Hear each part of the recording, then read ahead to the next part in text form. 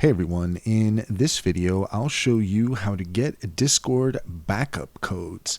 In order to do so, first off, here we are in Discord, and what you're looking for is at the bottom left hand corner in the user settings where you find this cog here.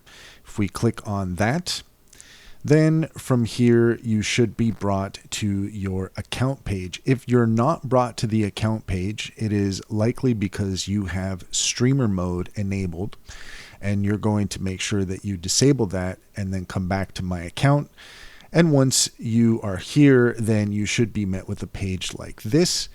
What you're looking for is the Authenticator app where it says Enable Authenticator app. If you click on that, then from there you'll be asked to put in your password and you can enable the Authenticator app, which will provide you the codes.